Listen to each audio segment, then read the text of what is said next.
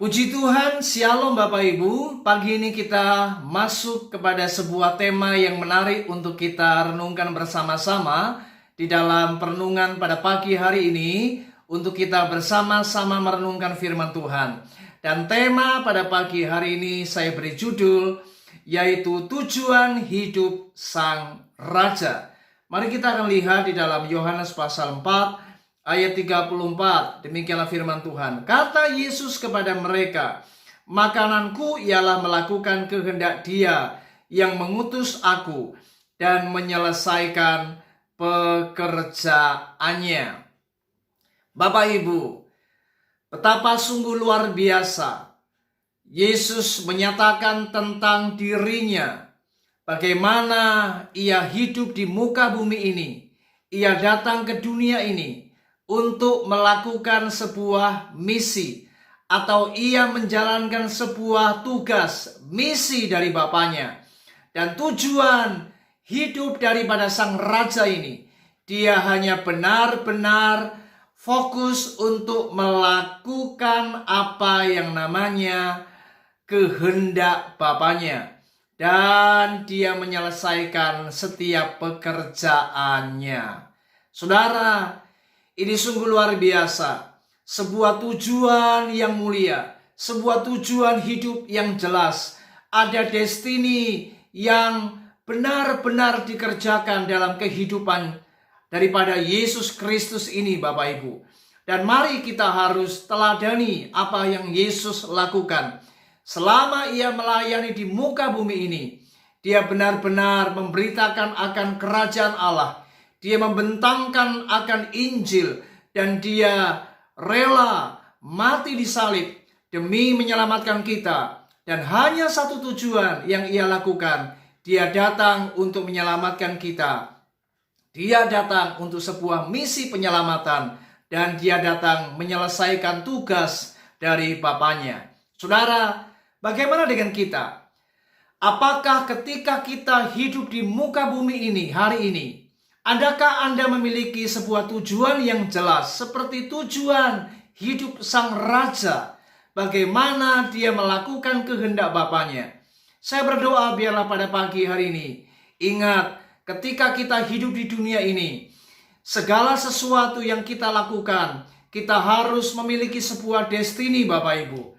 Ingatlah Bapak Ibu, semua yang ada di dunia ini bersifat fana.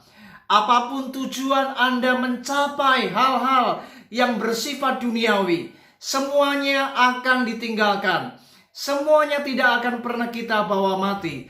Apakah itu kekayaan, apakah itu posisi, jabatan, status kita, semuanya akan kita tinggalkan.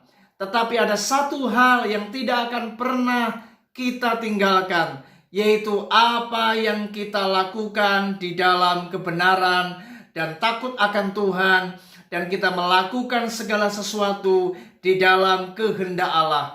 Kita mengerjakan pekerjaan-pekerjaan yang Tuhan ingin dan Tuhan mau untuk kita kerjakan. Itu sebabnya mari hari ini ingat, miliki kehidupan yang bertujuan yang jelas, miliki destiny yang benar-benar kita arahkan untuk kerajaan Allah. Dan saya percaya ketika Anda menabur, ketika Anda melayani Tuhan, ketika Anda sungguh-sungguh melakukan segala sesuatu untuk kemuliaan nama Allah, maka segala sesuatu yang kita lakukan tidak akan pernah sia-sia, sebab semuanya akan dipertanggungjawabkan di hadapan Allah.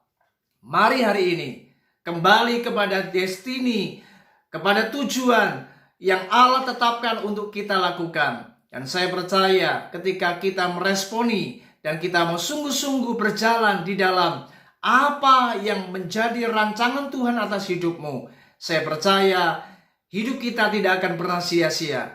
Sebab setiap orang dipanggil dalam sebuah panggilan yang berbeda-beda, tetapi tujuannya harus sama, yaitu memuliakan nama Tuhan, melakukan kehendak Bapa. Dan saya percaya kita semua kelak akan ada di sana. Kita kelak akan mempertanggungjawabkan semuanya. Dan Tuhan pasti akan memberi upah.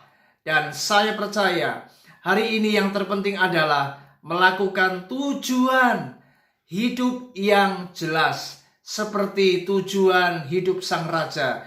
Dia hanya datang ke muka bumi ini untuk melakukan sebuah misi penyelamatan, dan dia berkenan di hadapan Bapa. Kiranya renungan ini terus membawa kita, mengarahkan kita, membimbing kita untuk kita senantiasa hidup, bukan asal sekedar hidup, tapi kita hidup yang memiliki sebuah tujuan yang jelas, supaya kelak kita berada di sorga dan kelak kita berkenan di hadapan Allah.